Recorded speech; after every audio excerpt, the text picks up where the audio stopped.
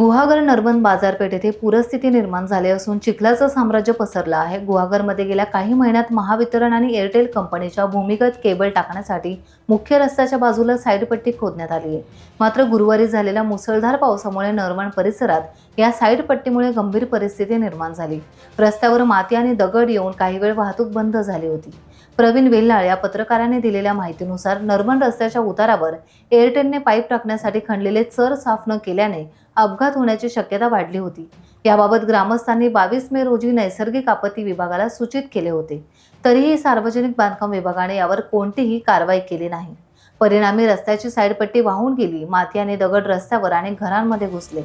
नरवण ग्रामपंचायतीने मे महिन्यात गटार साफ करण्याबाबत सार्वजनिक बांधकाम विभागाला याविषयी पत्र दिले होते, पण त्याकडे दुर्लक्ष करण्यात आले। महावितरणनेही भूमिगत वाहिनीसाठी खोदकाम केले होते, पण हे काम अर्धवट सोडल्यामुळे पावसाने माती आणि दगड रस्त्यावर आले।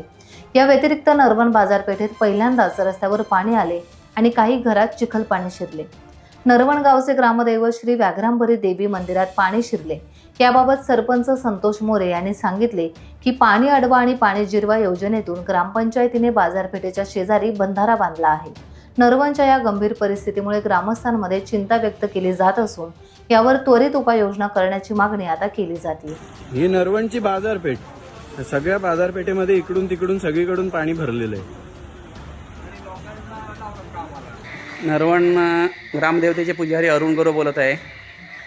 आज व्याघ्रांबरी मंदिरमध्ये 12 जून रोजी जो रत्नागिरी जिल्ह्यामध्ये भरपूर पाऊस पडला, तर ह्या मंदिरमध्ये व्याघ्रांबरी मंदिरामध्ये पाणी भरलेलं आहे। बघा,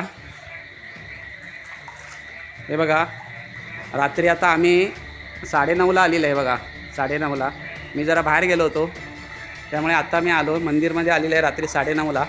आणि 9:30ला मंदिरमध्ये येऊन ही आता सगळी पाणी करतो आहे। बघा, व्याघ्रांबरी शंकराच्या पिंडीला पाणी लागलेलं आहे। बघा, शंकराच्या पिंडीला। टाइम्स डिजिटलला लाईक करा, सबस्क्राईब करा, शेअर करा आणि बेल आयकॉन दाबायला विसरू नका। पाहत रहा टाइम्स डिजिटल।